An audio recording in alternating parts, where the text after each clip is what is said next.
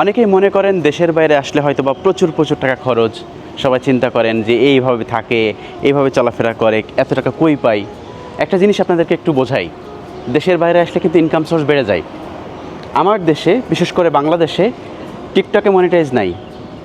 আমি একটু কাছ থেকে দেখেন ভাইয়া, এই যে টিকটকে মনিটাইজ আছে কিন্তু এখানে, দেখতে পাচ্ছেন? এখানে আসার পর আমার টিকটক মনিটাইজ হয়েছে, ইনস্টাগ্রাম মনিটাইজ হয়েছে, অনেক প্ল্যাটফর্ম আছে যেখানে মনিটাইজ আছে এবং এখান থেকে হিউজ আর্নিং হয়। এই যে দেশের বাইরে যে মানুষ ল্যাম্বরগিনি কেনে, আসলে সত্যি, এটা বাস্তব সত্য কথা। তো আমরা দূর থেকে দেখি না, মনে করি যে দেশের বাইরে যায় এদের কোনো ইনকাম নাই। ইনকাম আছে, আপনি যখন অন্য দেশে যাবেন তখন ইনকাম সোর্স আর বাড়বে, আপনার ইনকাম সোর্স আসলে বাড়ে। কিন্তু আমরা এই জিনিসটা ফিল করতে চাই না। আমরা মনে করি হয়তো দেশের বাইরে যাই, কোত্থেকে এত টাকা পাই, আমরা নেগেটিভ ধারণা করি। এটা নেগেটিভ ধারণা করা কোনো, মানে আমি মনে করি এটা সম্পূর্ণ একটা ফালতু একটা ওয়ে, যে আমাদের নেগেটিভ ধারণা করতে হবে। দেখেন, দেশের বাইরে আসলে অনেক ধরনের মনিটাইজ পাওয়া যায়, অনেক ধরনের সেট আপ আসে, অনেক আর্নিং সোর্স বেড়ে যায়।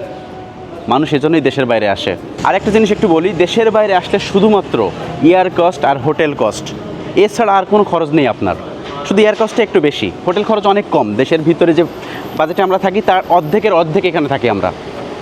শুধুমাত্র আপনি যদি শপিং করেন সেটা আপনার নিজের উপরে, এছাড়া কখনো এরভাবে টাকা বেশি খরচ হয় না দেশের বাইরে। শুধু এয়ার কস্টটাই বেশি।